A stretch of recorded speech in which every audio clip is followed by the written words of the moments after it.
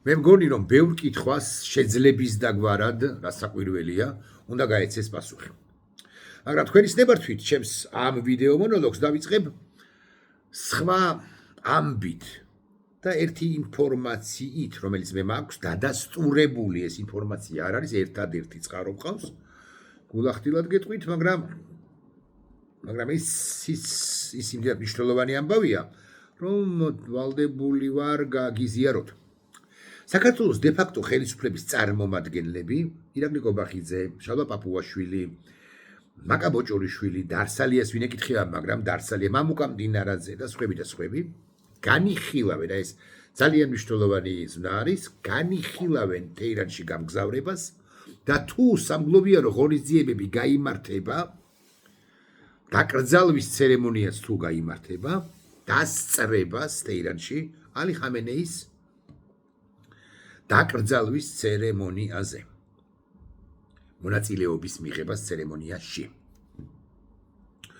გულახდილი ვიქნები, ჩემს ხელთ არსებული ინფორმაციით, ამ ბანდიტებს გადაწყვეტილება არათუ არ მიუღიათ, არამედ პირიქით მიიღეს და თქვენს რომ არა, მაინც ამის გაკეთება არ ღირსო.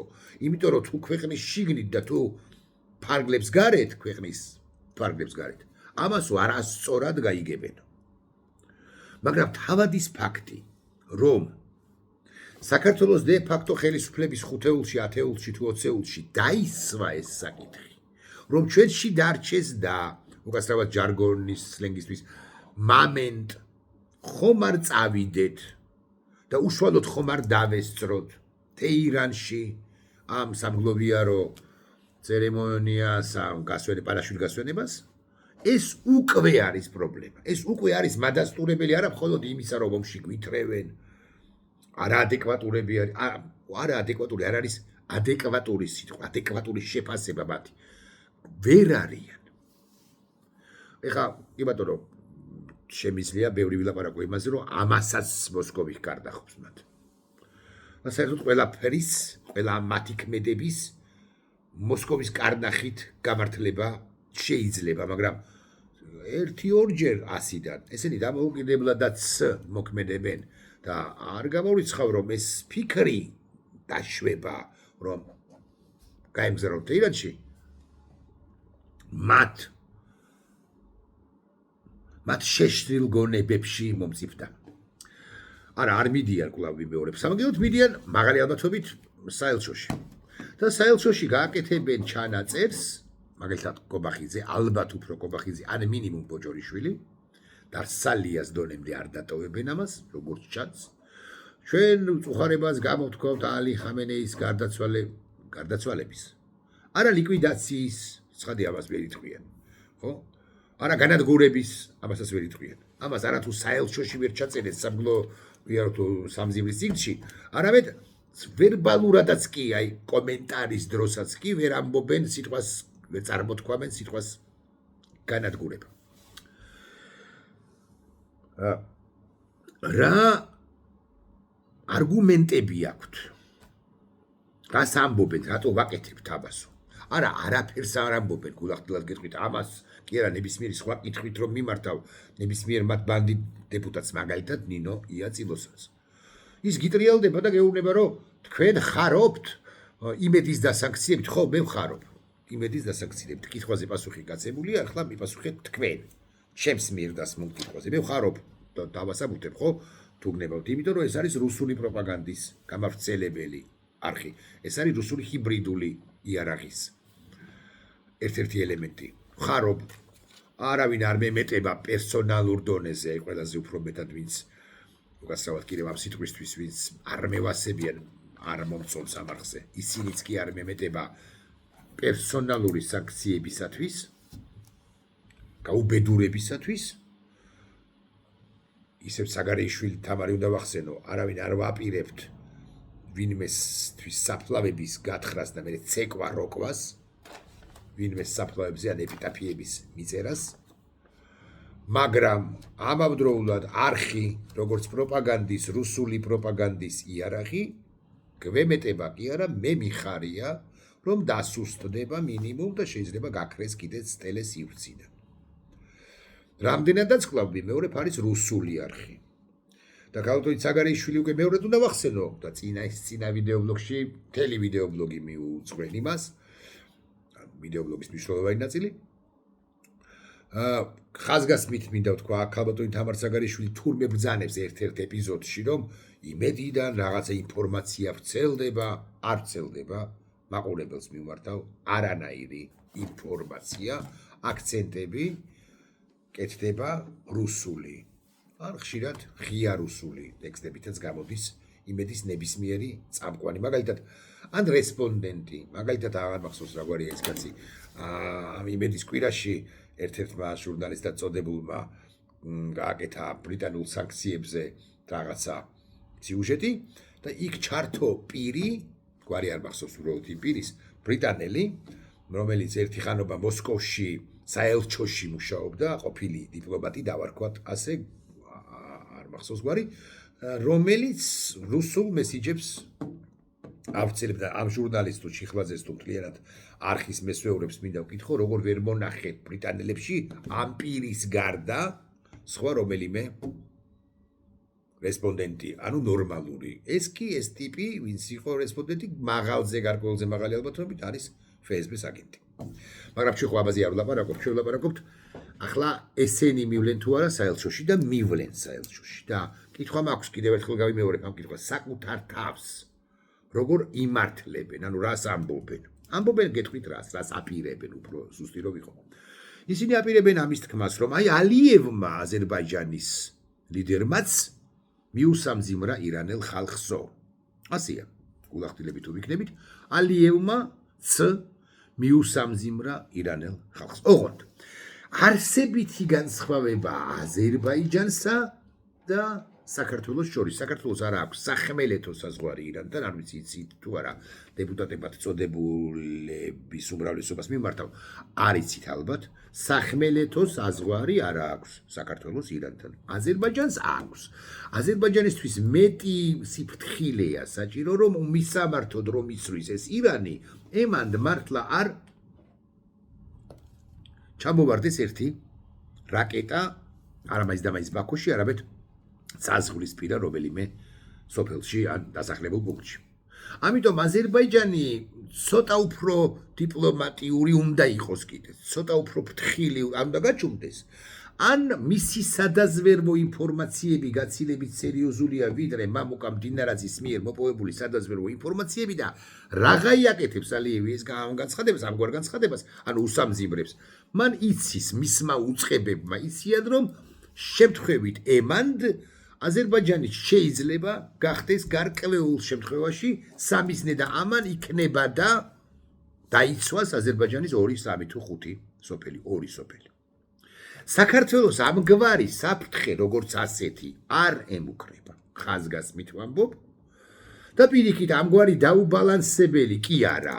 დაუბალანსებელი რომ იყოს კიდე ჯანდაბას. ამგვარი კვეთრი ირანული პროირანული განცხადება და თქვა იმისა რომ ალი ხამენეის გარდაცვალების გამო უსამძიმრებს ირანელ ხალხს რომელიც 80% თუ არა 70% მაინც სწორედაც რომ ალი ხამენეის მოწინააღმდეგეა ანუ უსამძიმრებს იმ ბანდიტურ არაფორმალურ დაჯგუფებებს რომლებზეც იდგა ალი ხამენეი აგრეთვე გუშაქთა კორპუსს რომელიც ფორმალური დაჯგუფებაა და რომელზეც ასევე იდგა ალი ხამენეი და უსამძიმრებს მკვლელებს რომლებმაც კაცობრიობის წინაშე დანაშაული ჩაიდინეს ერთი თვის წინ სულ რაღაც თვენახევრის წინ 40,000 კაცი გაანადგურეს რა ეს არის საქართველოსთვის კატასტროფული განცხადება ოღონდ აზერბაიჯანს დაუბრუნდეთ ანუ არ ამომიწურავს აზერბაიჯანზე ჩემი რემარკები აზერბაიჯანს ეს განცხადება აზერბაიჯანი ამ განცხადებას აკეთებს სულ მინიმუმ ანკარასთან და აგრეთვე ვაშინგტონთან გადათანხმებით. ანუ ტექსტი ჩვენ ვუსამძიმრებთ მაქვს ეს ტექსტი, ახლავე თუ მოვიძიე უფრო ზუსტი რომ ვიყო გაგაცნობთ, ჩვენ ვუსამძიმრებთ იბოდიშებთ, ირანელ ხალხს ვარწმუნები ასია, მაგრამ მაინც კიდევ უფრო ზუსტი რომ ვიყო იბოდიშებთ, ეს ტექსტი გადათანხმებულია ერდოღანის ხელისუფლებასთან მინიმუმ და შესაბამის სამსახურებთან თლა ტრამპთან კი არა, მაგრამ შესაბამის სამსახურებთან ვაშინგტონში მუშაობს იქ აზერბაიჯანის საელჩო. ყველა ანალიზი გაკეთებულია, რა შეიძლება მოხვეს ამ ყველაფერს. SWOT ანალიზიც გაკეთებულია. აქ ვინ მუშაობს? ჩემი გვარისაგან ერთი თანხმოვნით რო განსხვავდება ქალბატონი თამარ ტალიაშვილი, როგორ გონიათ ათანხმებს ვინმესთან და ეუბნება რომ ესეთი განცხადება რომ გავაკეთოთ, თქვენ ხომ არ გაგვიწყრებითო? მივაგენი აზერბაიჯანის განცხადებას. პრეზიდენტმა ალიევმა სამძიმრის წერილში განაცხადა, რომ ცნობამ ირანის სულიერი ლიდერის დაღუპვის გამო ის დაამწუხრა და ის სამძიმარს გამოთქვამს ალი ხამენეის ოჯახის მეგობარი ირანული ხალხის, იცით რამდენი აზერბაიჯანელი ცხოვრობს ირანის ტერიტორიაზე და მეზობელია და ალიევი, რომელიც ამ ყველაფერს ათანხმებს ანკარასთან და ვენეციის და ვაშინგტონასთან კი და ასევე გარკვეული ალბათობით ევროპის წამყვან სახელმწიფოებთან ამას ამბობს იმიტომ რომ დაასეივოს თავის ქვეყანა. ესენი რატო ამბობენ ამ გვარობას? უარეს განცხადებას რატო აკეთებენ? კითხვა მაქვს, ოღონდ არავინ არ პასუხობს ამ კითხვაზე. ქალბატონი წილოსანიც არ პასუხობს, არავინ არ პასუხობს.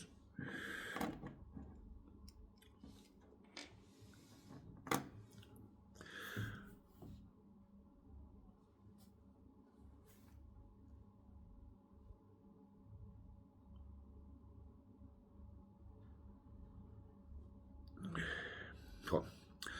ეხლა კიდევ ერთი ამბავი.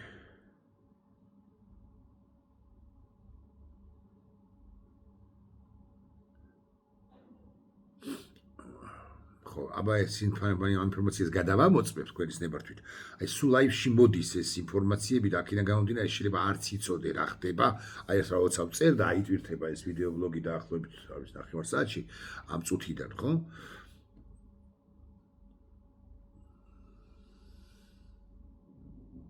არ დასტურდება აქედან გამომდინარე არაფერს ვიტყვი.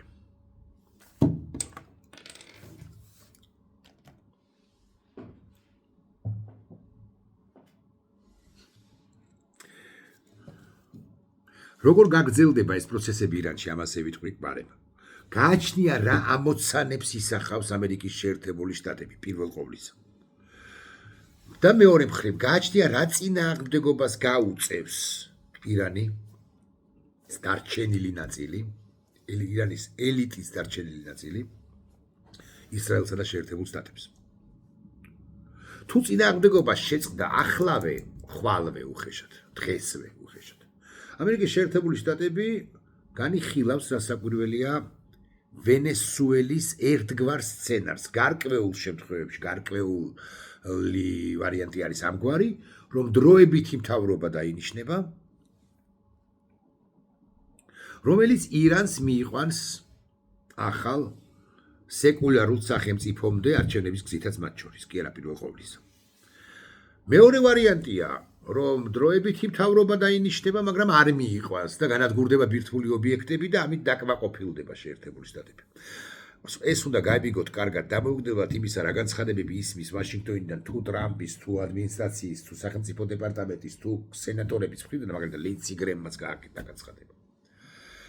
დამოუკიდებლად იმისა, გადაწყვეტილება იცვლება ძალიან ხშირად რეაქციებიდან, ირანის რეაქციებიდან გამომდინარე.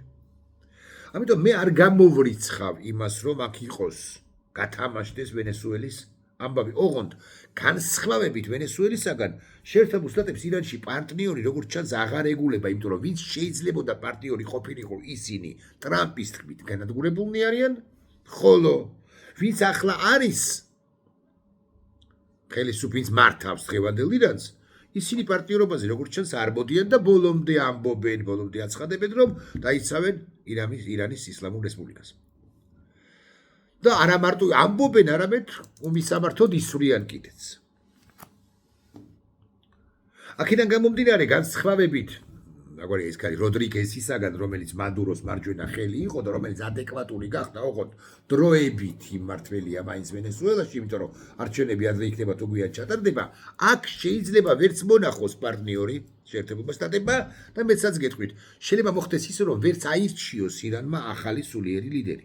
ეს სხვადასხვა ძალიან ჩემი აზრით ყოველ შემთხვევაში ცუდი იქნება თუ დაფიქსირდა რომ არჩეული არის ახალი სულიერი ლიდერი, მაგრამ იმ შემთხვევაშიც კი თუ დაფიქსირდა ახალი სულიერი ლიდერის არჩევა, ვინც იქნება ის, ხო, ახალი აიათოლასი, ახალი უმაღლესი სულიერი ლიდერისა, ის ადეკვატური პირი უნდა იყოს ნებისმიერ შემთხვევაში. მოკლედ, ირანი გარკვეული პერიოდის შემდეგ უნდა მიუბრუნდეს 79 წლამდე არსებულ მდგომარეობას. და როცა იქნება უნდა მომზადდეს ნიადაგი, ისევე როგორც ვენესუელაში უნდა მომზადდეს ნიადაგი, რომ მაჩადო ან სხვები მოვიდნენ ხელისუფლებაში, აქაც უნდა მომზადდეს ნიადაგი, რომ ფეხლები დაბრუნდეს, კრეზა ფეხლები დაბრუნდეს არა, მოვიდეს ხელისუფლებაში ირანისა. ეს არ არის მოკლევადიანი პროცესი, კარგად უნდა ავუხსნათ მაყურებელსაც. უზარმაზარი უძლევა მოსილესი ქვეყანაა შეერთებული შტატები მით უფრო რეგიონში, მით უფრო ისრაელთან ერთად, მაგრამ ვერც ერთ შემთხვევაში ეს ვერ მომთავრდება, მოდი რაღაცა ვადავთქვათ, ერთ თვეში, ან ორ თვეში. წლის ბოლომდე თუ მომთავრდება, ესეც მაგარი ამბავია. აქ-იქ იწერება, რომ აი შეერთებული შტატების ამოცანები ვერ შესრულდა და ასე შემდეგ. გახსოვდეთ, ვინც წერს ამას, მათ შორის იმას, რომ შეერთებული შტატების საჰაერო სისტემებმა ვერ იმუშავა, არსებითად ტყუილია. საჰაერო სისტემების არსებობა, მათ შორის რკინის გუმბათისა, ისრაელის თავზე და ასე შემდეგ ახალი სისტემაც აქვს შეერთებულ შტატებში. ეს არ ნიშნავს იმას, რომ 1-2 რაკეტა არ გაგიძვრება. დასაკვირველია გაგიძვრება და დასაკვირველია ზიანს მოგაყენებს და გარკვეულ შემთხვევებში შეიძლება მსხვერპლიც იყოს. მაგრამ აქ ლაპარაკი არის პირველი დინამიკა როგორია და დამდგარი შედეგი როგორია. დამდგარი შედეგი კი არის ესეთი, რომ ბიორის ფირითები დააფრინავენ ახლა ირანის თავზე და ყველა იმ წერტილს, რომელშიც ბირთვული პროგრამა ხორციელდებოდა. ანადგურებენ და ანადგურებენ. ანუ სჩადიან იმას, აკეთებენ იმას, რაც ვერ ალბათ კი არა, ნამდვილად ვერ გააკეთა 12-დღიანი ომის დროს, 12-დღიანი იერიშების დროს გასულ წელს 10 თვის წინ. სწორედ ამერიკის შეერთებულ შტატებმა ისრაელთან ერთად, ირანში. მიუხედავად იმისა, რომ ტრამპმა მაშინ თქვა, რომ გავანადგურეთ. მოითხოვა ტრამპმა არა, მნიშვნელოვნად დააზიანეს ფორდო პრაქტიკულად გაანადგურეს და დააზიანეს ირანის ბირთვული პროგრამა. განა არა, მაგრამ ვერ აღმოფხვრეს. და ირანის არაადეკვატურობაც ის არის, რომ მან რაკეტების წარმოება განაგრძო, ბირთვულ პროგრამაზე მუშაობა განაგრძო, ჰეზბოლას დაფინანსება გააგრძელა განაგრძო და არაადეკვატურ სახელმწიფოდ ჩამოყალიბდა, რომელიც ემუქრებოდა. დიახ, ემუქრებოდა, როცა ვამბობ, კი არ ვაჭარბებ. ის ემუქრებოდა პირველ ყოვლისა რასაკვირველია ისრაელს, ისრაელის სახელმწიფო არ უნდა არსებობდეს და ასევე მახლობელ სახელმწიფოებსაც, სპარსეთის ყურისა, ახლო აღმოსავლეთისა უფრო ფართოდ, რომლებიც თვისაც ირანი, ამგვარი ირანი ეგზისტენციური საფრთხე იყო. ეგრა მაგის პასუხია. კიდე ამას კიდე ავიდასტურებ, ასე ვიტყვი, გავხედავ ინფორმაციას იმის თაობაზე, მოხდა თუ არა ესე და მეგუწინა წინა ვიდეო ბლოგში ვთქვი, რომ მოხდა, მაგრამ ახლა ბარე მივაქცევ ბოლომდე ყურადღებას თქვენის ნებართვით. ინჯერლიკის საავიაციო ბაზა დაარტყა, იმ ბაზას დაარტყა ირანმა, რომ ვიცოდით, მაინც ეს არის ნატოს თურქეთში არსებული თურქეთში არსებული ბაზა, რომ ვიცოდით მაინც. ბოდიში დაზუსტებასთვის ჩავუგდებ ახლა მე ფაქტ ჩეკერს და ესე რომ ვაკეთებ რაც რომ ნელი რო არ ამ შემთხვევაში იმედი მაქვს არც გწყინთ, მაგრამ უნდა კარგად გაიგოთ, რომ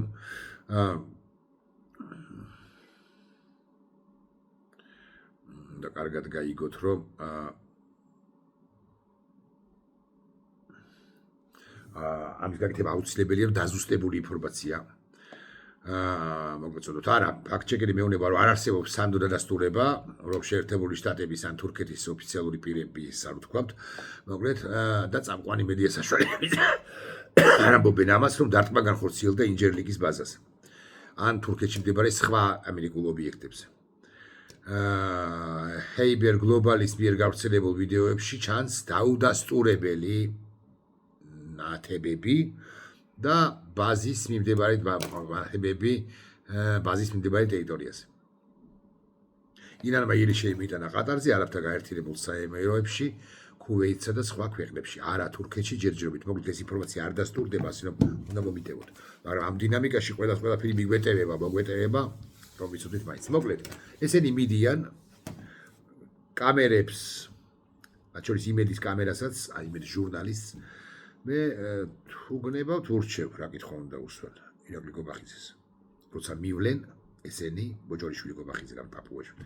ხო, ირანის სელჩუში სამზიმრის წიგნში სამზიმრის ჩანაწერის გასაკეთებლად. ურჩიოთ.